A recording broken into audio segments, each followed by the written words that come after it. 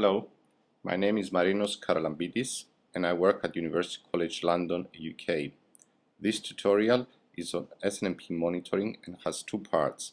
In the first part, I will show you how to program management applications to retrieve monitoring information from Snmp agents, and in the second part, I will demonstrate how these applications can be practically used to poll a real Snmp agent. Snmp itself does not define what information a managed device or system should offer. This information is defined by the Snmp Management Information Base, or MIB, which is specifically defined in RFC 1213.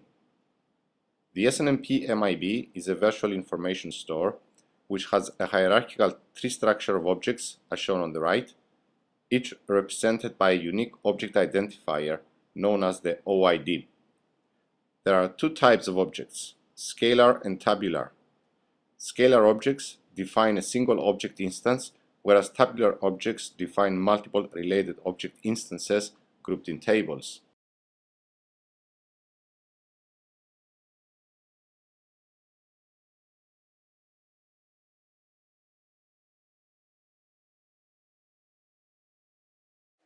Hi, my name is Joan Serrat and I am professor at Universitat Politécnica de Catalunya in Barcelona, Spain.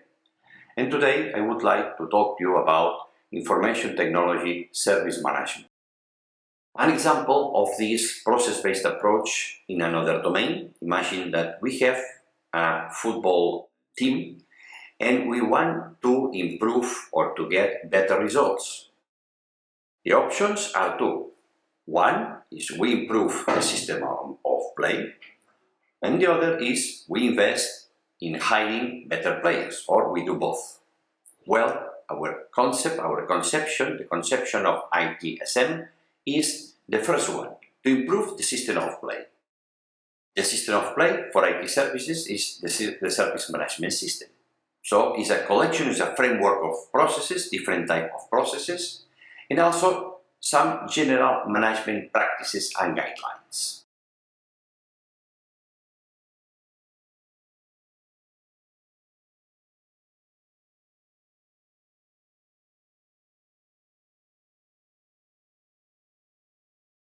Welcome to this course. This course is part of the Flamingo Network of Excellence series. The purpose of this course is to provide an introduction to monitoring with Nagios. How does Nagios look like? This slide gives an overview of the web interface provided by Nagios. This interface shows the list of hosts, including servers and routers, that are monitored by Nagios. For each of these hosts, Nagios indicates the list of services that are checked. The notion of service is very large in Nagios and corresponds to any parameters or services that can be observed on the device.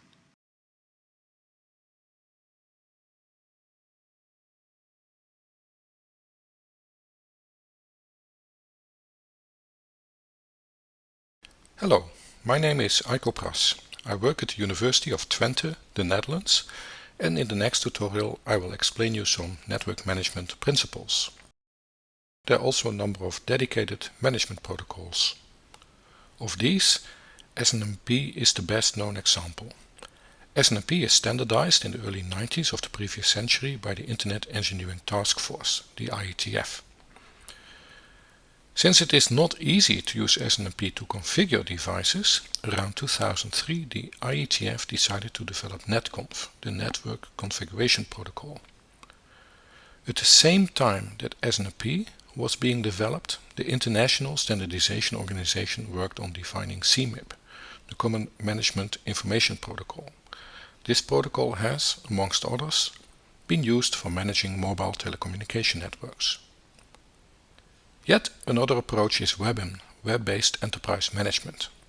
WEBM is developed by the DMTF, the Distributed Management Task Force, and supported by various operating systems. A special kind of management protocol is syslog, which allows the agents to signal certain events to the manager. Syslog has been implemented within Unix systems since the 1980s and is nowadays standardized by the IETF as well.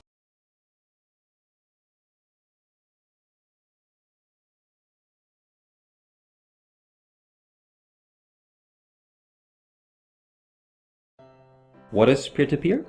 Have you ever heard of peer-to-peer? And do you know what it is? Let's meet Alice and Bob. When they think of peer-to-peer, they think about file sharing and pirates. Is there more than file sharing? Peer-to-peer is more than file sharing. You'll see. This is Alice, and this is her cloud provider. Alice owns several devices, such as a laptop, a mobile, and a tablet. Alice needs her data to be synchronized between those devices. In order to have her devices always synchronized, her cloud provider stores the data and provides services to manage. But Alice is not alone. Many people like Alice synchronize their devices with cloud providers. Clouds can operate more efficiently, but the data is not secure. Clouds can run out of business and shut down. And even with running clouds, some governmental agencies have privileged access to the user data.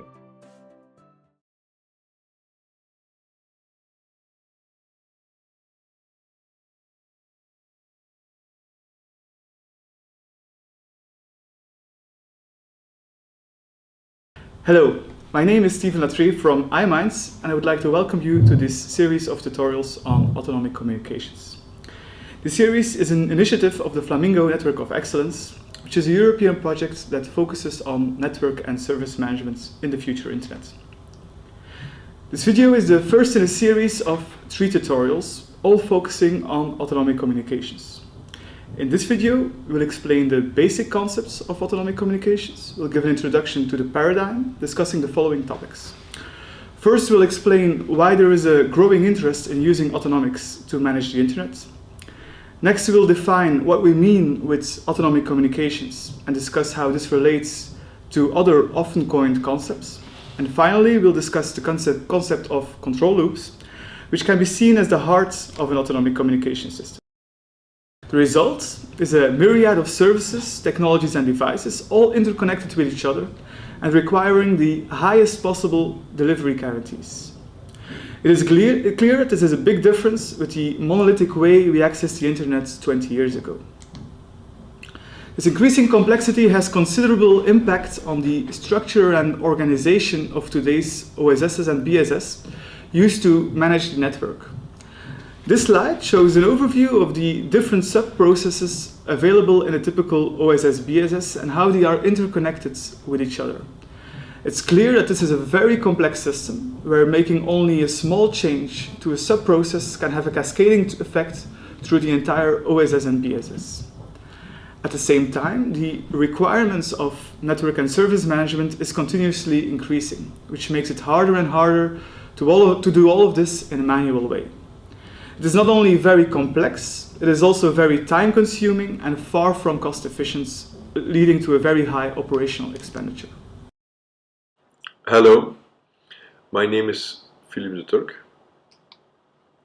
In this second video, we will focus on autonomic architectures. We will detail the building blocks, information models, policies, different challenges. We will focus on the taxonomy, and we will detail an interesting use case for autonomic architectures.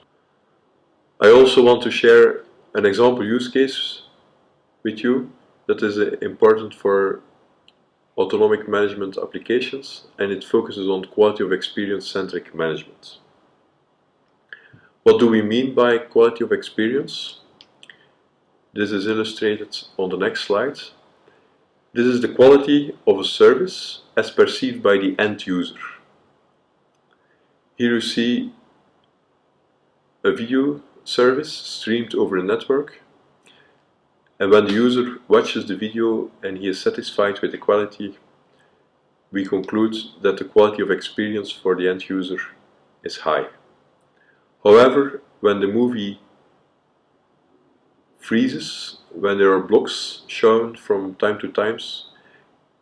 This is not convenient for the user, and we classify the quality of experience as being low.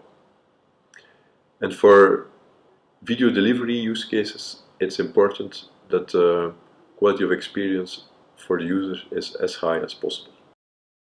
Hi, my name is Joan Serrat, and I am professor at Universitat Politècnica de Catalunya in Barcelona, Spain.